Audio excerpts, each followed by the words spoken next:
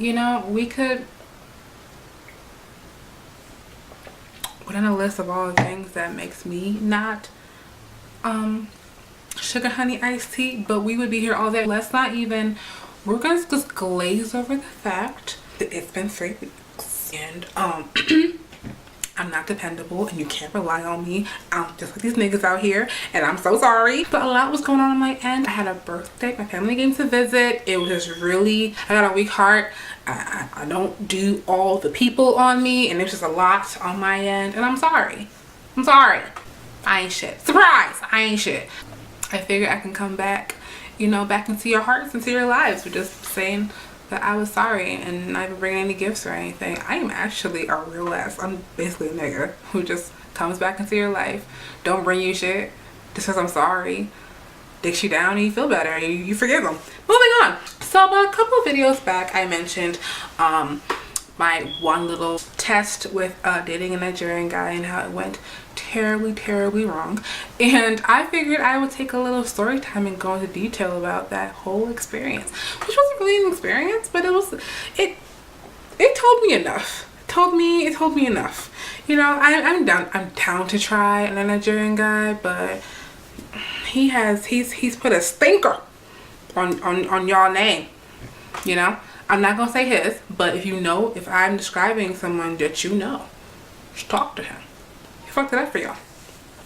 Forgive this chair, my neighbors, and people outside that are fucking racing or something. I have tried to film this video twice and it has been difficult and I'm just trying to get this story out there. So you're gonna have to deal with these subpar situations. Wow, I'm trash. I'm gone for 3 weeks. I come back with a shitty apology and I'm telling you to deal with subpar situations. Wow. Let's get into the story though. So I live in New York, and in New York the dating scene is like pretty much basura. It's pretty much trash. And what we normally do is that we go on the apps. The apps what kind of saves us around here. It's pretty much what we kind of go to. I have like an entire folder with just the apps. And you know, you got your OkCupids, your Tinders, your Coffee Meets Bagel, your Bumbles. If you really that fancy, you might have Raya, like me. The Soul Swipes is pretty much what you rely on for dating out here in New York. And on one of these apps, I had met, let's call him the architect. Ooh, look at that wink. If you know me, you know that my winking game is terrible. I can't wink for shit. So when I wink, it's pretty like, hey. I met the architect on Coffee Meets Bagel. Coffee Meets Bagel is kind of a thing where it's like you are the coffee and they give you these bagels every day for you to pick from. After you do a little questionnaire, you check off all things you want in a guy and whatever, and they go through their database and they give you these guys they feel best matches what you picked. So they gave me architect, and you get a chance to like keep, you know, swipe left, swipe right, the whole Tinder way. And I swiped right on him, and I was like, yeah, he's cool, whatever. He was pretty tall. He lives in here. He lives here in New York. He's very dark. I like him dark. Dark guys don't like me, but he, you know, I was like, okay, cool.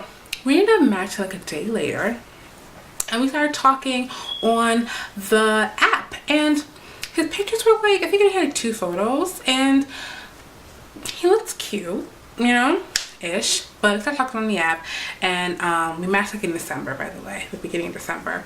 And talking on the app, and then one of the things was kind of like, you know, I'm no one for talking that often. I'm down for like when we're gonna meet, we'll talk for like a week. We're gonna get drinks, we're gonna get coffee, we're gonna do something. Because like, what if I'm talking to a catfish this whole time and then I get invested and I find out that you're like, you know, actually 50 and I'm like 5'8" and married with children in a Poconos. Okay, so I was down for us to hang out. I like, you know, was trying to like segue our way to the conversation, and he kind of really wasn't feeling it. So I told him like, hey, you know, at the end of the month I'm going home for the holidays. I'm going to Michigan. And he's like, oh well, I'm probably gonna go to Nigeria for the holidays myself. We should probably meet before then. Background on this guy: he was super tall, very dark skinned, from Ibadan, which is a town kind of like Lagos but not as populated. It's in Nigeria, the Oyo state in Nigeria. And he was from there, and he was originally from California, went to go to school in California, got his degree in, I guess would be graphic design, I guess. What's the major for like architects and stuff? Got a job out here in New York, came out here to New York, was currently pursuing his master's degree in, I'm assuming, graphic design. And you know, he was cool, he was whatever, he looked fine. He had very limited photos, and from what I could see, he looked kind of good looking. So he was leaving to go to Nigeria probably. I was definitely going home to Michigan for the holidays for sure, and I kind of like was like, hey, we should hang out soon. He said sure, we should. I made a date for Wednesday for us to get drinks. Wednesday morning he canceled on me. He was like, well, I have to work, the big project coming up, I won't be able to make it, I'm so sorry. Sure, whatever, fine, whatever, fine, I don't care, whatever. I wasn't really bugging about it. Like, again, folks have to work, and not everybody gets off at 6. So I get it. He did not reschedule. It's one of the things where it's like, I already am such a, like you go to work, and you have his role at work, and you're just like, you're this boss bitch for the whole day at work with friends, if you're the oldest like me and your family, with your family. And it's like, dude, be a boss bitch with you. You want to get home to your man, and you want to be able to just like take all that off and like let him. I don't mind alpha man, you know. I also want you to check your mouth when you're talking to me, because I ain't no damn child. But at the same time, I do like my guys a bit more dominant, and I want to be able to come home and not have to also be this alpha with you as well. You should be able to take the reins and be like, baby, Wednesday 8 o'clock, look good, wear a nice wig, we're going out. That's it. And it clearly he wasn't that kind of guy, so I had to schedule our date for Saturday night. We're gonna get drinks, so I'll let me know if you are free and we can make it happen. So I got the date, I picked the bar, and I had to do all that or whatever. We met up Saturday night. Now I got cute. I get cute to film for y'all. I'm not even going nowhere after this. It's midnight.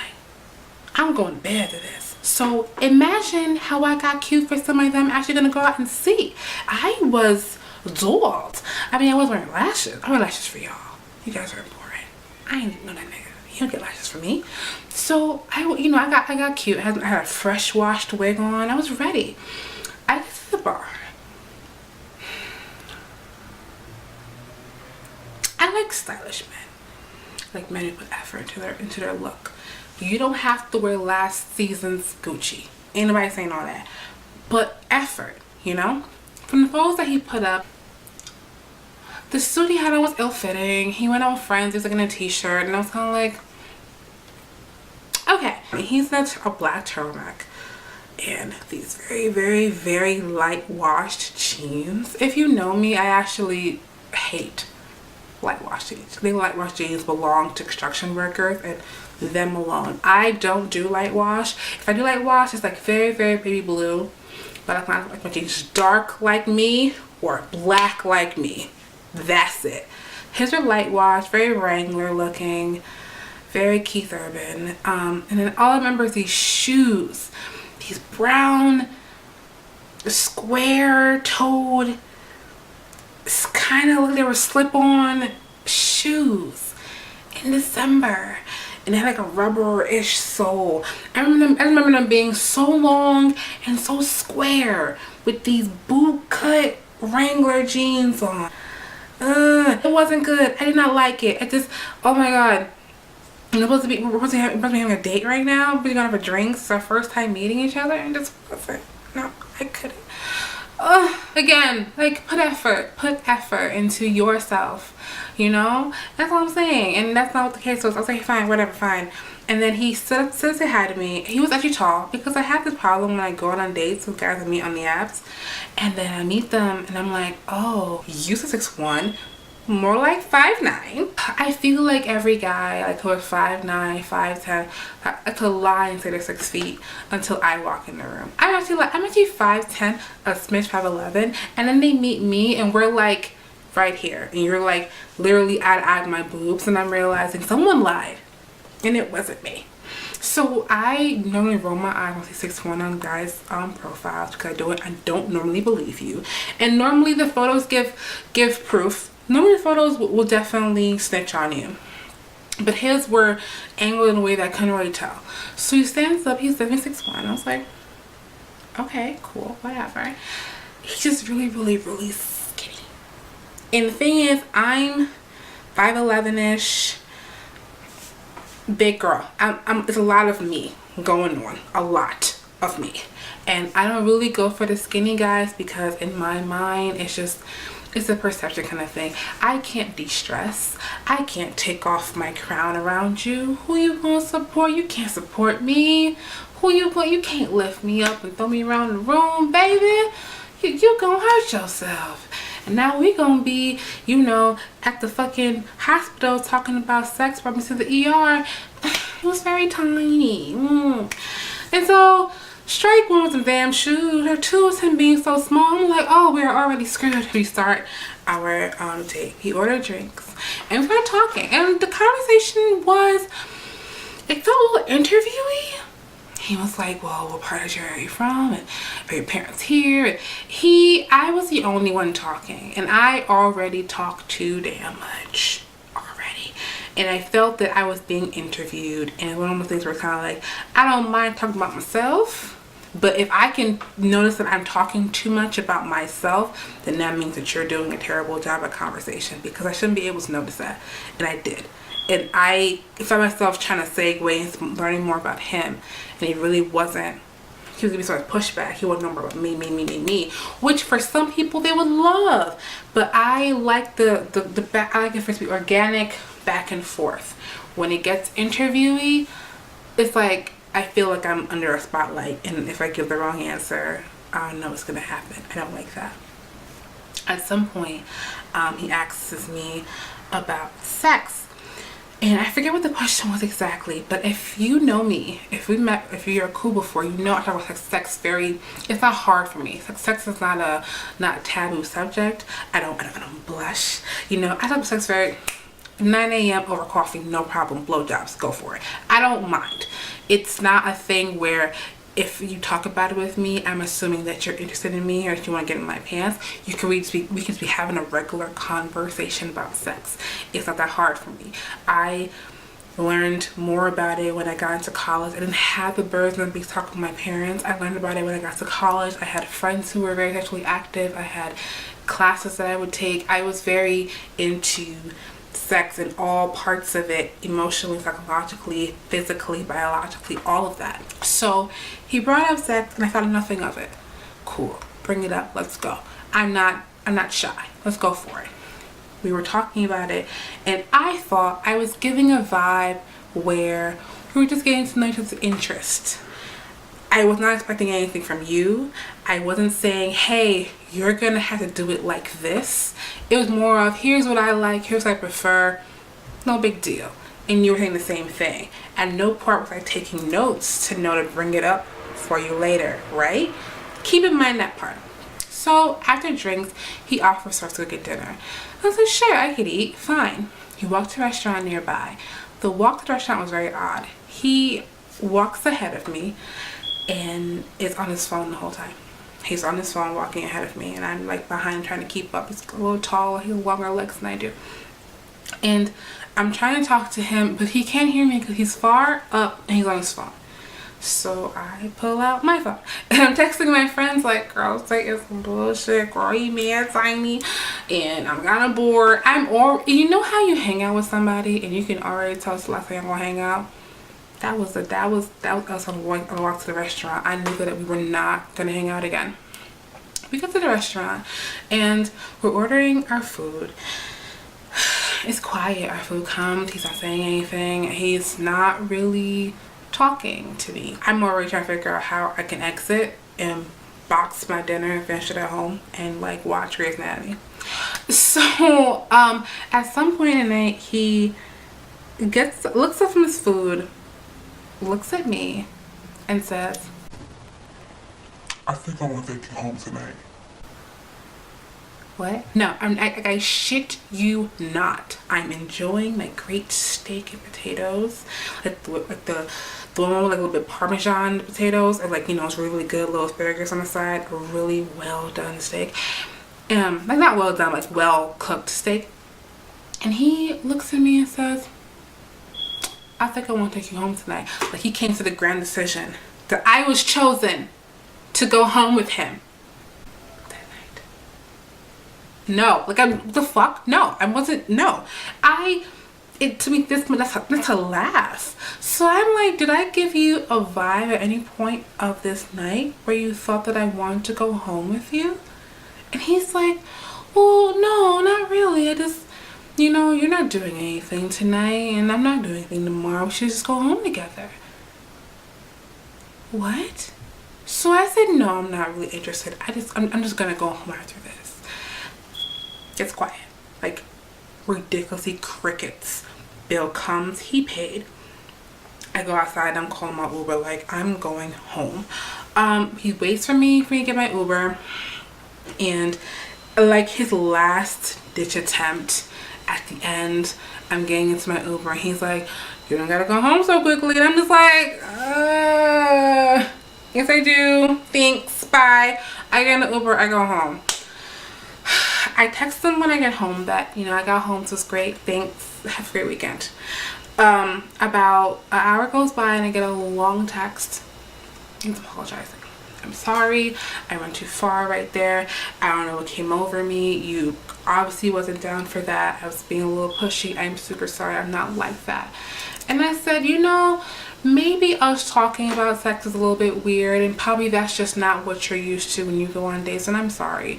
You know, maybe I gave you a wrong impression. You know, people have different criterias of what checks off in their boxes, and maybe that's what checked off in his. It would not check off for me. I get it, fine. And he's like, yeah, it won't happen again, I'm sorry. I said, cool, sure. He's like, I want to see you again though. And I'm like, okay, I'm leaving next week to go out for a holiday. And he's like, oh, I get it, we should get dinner on Wednesday or something. And I was like, okay, cool, we'll get dinner on Wednesday, no problem, fine. I figured I would go on a date with this guy, see what the whole thing was. The weekend goes by and we're kind of like, we're getting back in the groove of things of our usual text conversations. He's asking about current events, he's asking more about me, answering when I ask more about him. I find out that his family's still over in Nigeria. He's the oldest of 5, I believe. He was the only one who comes to America to go to school. He has family in London. I got family in London. We were really, you know, it wasn't that bad. So Monday night, I hang out with my friends. I go to this poetry thing every Monday night. My homegirl hosts it. It's called Bowery Poetry Slams at this Bowery Lounge on Bowery Street here in New York. My friend Ashley August hosts a slam every Monday. My other homegirl Simone, they work together. She times the people who are slamming. She's doing all the hosting work. Do a competition. They get a slam artist to win every Monday. It's amazing. You should definitely check it out. Tell her I sent you. You will not get a discount. It's still $10, but you will have a good time. I'm there with my homegirls having a good time, and we're just kind of texting back, we're kind of flirting, whatever. And he's like, well, where do you want to go on Wednesday? And I'm like, well, you know, pick a spot. Like, I picked last time. I planned last time. You know, you can handle this time. He's like, sure. What are you doing on Thursday morning? So Thursday morning, I'm getting my nails done over at my nail shop. And it was early in the morning, it was like 11 o'clock. I was the first appointment of the day. So he's like, well, where's your nail shop? Well, I was like, it's in Flatbush. It's pretty far from us, because he's in Bed-Stuy and I'm in Bushwick, so we're pretty far from Flatbush, train-wise.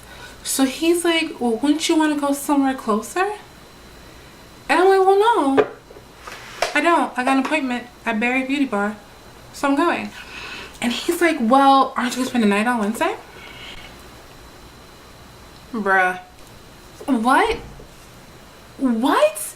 And I'm like, dude, what are you talking about? Why am I spending the night on Wednesday? And he's like, well, you know, you're leaving for the holiday. I'm not going to see you till January. I figured we can, like, you know, hang out that night. And I'm like, what do you mean? Why am I staying over, though? And he's like, well, you know, we can get to know each other in that kind of way. And I'm like, bro, we just talked about this. Listen, if a girl's gonna sleep with you on the first date, she knows it. There is like there's very much you can do to like convince her. She already knows she's gonna do it. There isn't anything else. I didn't. And don't think that us texting for a couple of days is going to change my mind. You didn't say anything revolutionary to get my hoo-ha to like want your penis anymore. So I don't understand. It's one of those things where you're just like, dude, are you expecting this to happen automatically? Do you think you this move? Did you just do girls? And the thing about him, like I noticed, like I was probably the very first black girl that he was pursuing, white girls over in California, and before that, Nigerian girls. And no offense, Nigerian girls back home, but like I don't know what's going on over there, but something's working that those guys bring over here. I think it's gonna work over here too. It's not. It's just not gonna happen. Cause we don't fall for that shit. So I'm not here to drag my good night job girls who live back home, but something is working over there because they bring it over here and they get upset when it doesn't work over here. So a disconnect somewhere. I don't know what's going on. So maybe white girls give it up easier. I don't know. That wasn't gonna be for me. And I know that I wasn't being crazy. Cause I went back and I read my mind. I was like, where did I give off the vibe that I wanted your penis in my mouth? I don't understand. And I didn't see any part of that. And I let my friends see it. And they're like, yeah, this was crazy. I don't get it. I actually probably have the screenshot. So he says, truth be told, I have a high sex drive. That's why I was hoping something would happen. So I'm like, you know, you have a high sex drive and that's great for you. You should probably find somebody who's interested in doing that, but it's not going to be me. If it is going to happen, it's going to happen organically and not by your say so. And he says, haha, sorry, not looking to play around or wait indefinitely. So I say, well, totally understand. You have a good holiday. And he says likewise. So I'm sitting there that Monday night showing my homegirls like, girl, another one bites the dust, like architect is out of here. And that was pretty much the end of it. I go on holiday. I have a wonderful holiday with my family. I come home. It's a January winter in in New York. February comes.